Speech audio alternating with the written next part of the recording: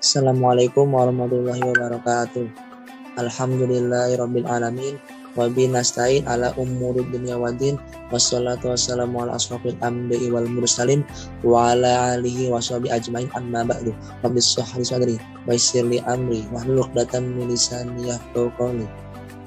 Yang saya hormati Ibu saya Darulita LCMSI selaku dosen mata kuliah fikih serta teman-teman yang saya cintai dan banggakan. Perkenalkan, kami dari kelompok 3 yang beranggotakan Halimatul Nisa Aisyah, Salwa Naila, Zara Malia Sakinah, dan saya April Bagus Sagara akan mempresentasikan tentang pernikahan ket-ket dalam membangun keluarga yang sakinah dan berkah. Untuk itu materi pertama akan disampaikan oleh Zara Malia. Kepadanya dipersilakan.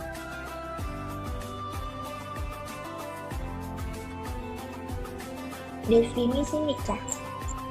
Secara etimologis, nikah diambil dari kata nakaha yankihu nikahan, yang artinya mengumpulkan atau ikatan pernikahan.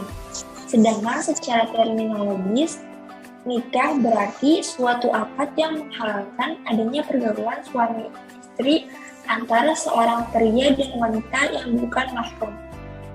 Dalam akad tersebut terjadi hak dan kewajiban antara kedua manusia.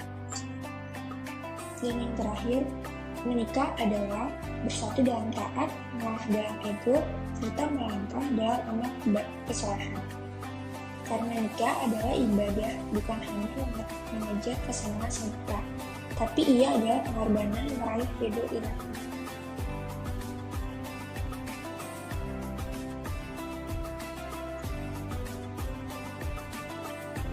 Kemudian ada rukun nikah.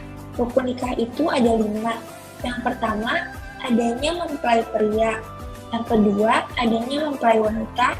Yang ketiga, adanya wali dari mempelai wanita. Yang keempat, adanya saksi nikah, yaitu dua orang laki-laki. Yang kelima, adanya ijab dan qabul. Kemudian ada syarat sah nikah. Yang pertama, mempelai pria dan wanita bukanlah mahram. Yang kedua, wali nikah harus jelas asal-usulnya. Yang ketiga, kedua mempelai tidak sedang dalam keadaan ihram. Yang keempat, mempelai perempuan tidak sedang dalam masa iddah. Materi selanjutnya akan dibawakan oleh Halimah. Kepada Halimah dipersilahkan.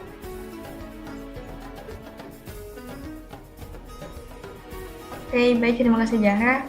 Materi selanjutnya adalah membangun keluarga sakinah. Nah, yang pertama itu adalah luruskan niat. Niat kita menikah karena Allah. Dan karena pernikahan adalah sebuah perjalanan, maka jadikan pernikahan ini adalah sebagai perjalanan ruh kita. Yang kedua, siap lahir batin.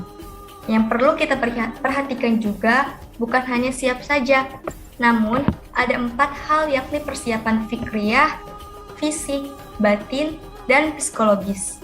Tentu dalam menjalankan sebuah pernikahan perlu dibangun relasi sinergis, relasi antara suami dan istri sebagai bentuk kafah dalam keimanan, kemudian relasi sebagai orang tua untuk menjadikan Allah dalam tujuan utama rumah tangga yang akan melahirkan dzurriyyah thayyibah, relasi sosial, dan relasi perkawinan dengan bisa menerima kekurangan serta kelebihan dari masing-masing pasangan, guna mencapai keluarga sakinah, mawaddah, dan warahmah. Yang ketiga, matang secara finansial. Nah, di sini jangan sampai salah menempatkan prioritas. Prioritas utama adalah memenuhi nafkah setelah menikah, bukan bagaimana menyiapkan dana untuk persiapan pernikahan. Yang perlu diingat juga adalah mempersiapkan marriage bukan wedding. Semahal-mahalnya biaya resepsi pernikahan masih bisa patungan atau negosiasi, tapi semurah apapun biaya hidup, nafkah harus dari hasil keringat sendiri. Peran dan aturan suami istri dalam keuangan keluarga. Uang suami adalah uang suami, uang istri adalah uang istri, dan suami wajib menafkahi istri. Istri boleh memiliki penghasilan, tapi bukan untuk menafkahi. Rasulullah mengajarkan kita untuk bersiap akan masa depan. Kenapa begitu? Karena kita tidak ingin merepotkan orang tua, apalagi orang tua. Kalau tidak ada tabungan, mengutangkan tidak baik karena makruh. sebaiknya kita punya kesiapan nih sebelum atau sesudah menikah. Sebagai awal tabungan sebagai uang, emas, baru yang lain dalam bentuk besar. Nah, perencanaan keuangan suami memiliki penghasilan baik bekerja ataupun berbisnis, dan perempuan harus bisa mengelola keuangan. Selain itu, sebagai pasangan suami istri harus saling sinkronisasi, yaitu saling melengkapi kelemahan atau kekurangan dan kelebihan, saling menyayangi, saling melakukan kebaikan, dan saling mengingatkan satu sama yang lain. Oke, baik, materi selanjutnya akan disampaikan oleh Friend Bagus Sagara, kepadanya dipersilahkan. Dan terima kasih Alina. Ciri keluarga berkah. Makna berkah dalam konteks perkawinan adalah keluarga yang baik yang membawa kebaikan pada diri mereka dan orang lain. Kebaikan yang ada pada keluarga akan bertambah seiring berjalannya waktu. Merujuk pada Al-Quran Surah Ar-Rum ayat 31, dijelaskan bahwa keluarga yang berkah itu adalah keluarga yang sakinah, mawadah, dan rahmah. Sakinah itu berarti tenang, tentram, mawadah berarti penuh cinta, dan rahmah yang berarti diliputi kasih. Intinya adalah keluarga berkah itu membuat semua anggota keluarganya merasa nyaman, tenang, dan bahagia. Di samping itu, keluarga berkah ditandai dengan makin meningkatnya kualitas keimanan anggota keluarga. Hal ini berarti keluarga berkah menjadikan syariat Islam sebagai pedoman hidup dan ridho Allah Subhanahu wa Ta'ala sebagai tujuan utama. Sisi lain keluarga berkah adalah kualitas pribadi dalam keluarga tersebut berkembang menuju kebaikan. Sikapnya semakin matang, bertambah bijak, wawasannya bertambah, dan akhlaknya pun semakin membaik. Rezeki dan kesehatan yang membawa kebaikan dan anak-anak yang soleh atau solihah juga merupakan ciri lain dari keluarga yang berkah. Materi selanjutnya akan disampaikan oleh Sawanani. Yang ini dipersilakan.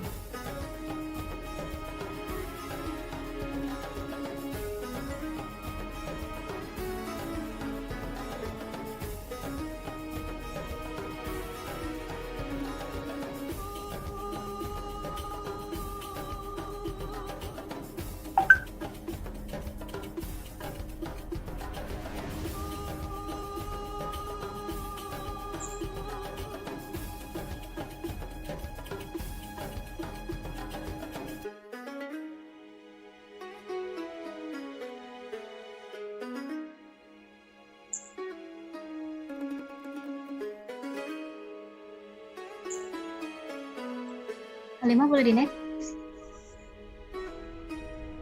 Ya, boleh lanjut sama. Bentar ya.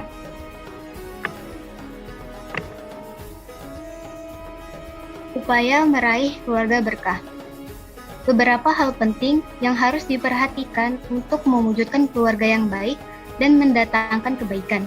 Hal-hal tersebut adalah yang pertama sebelum menikah.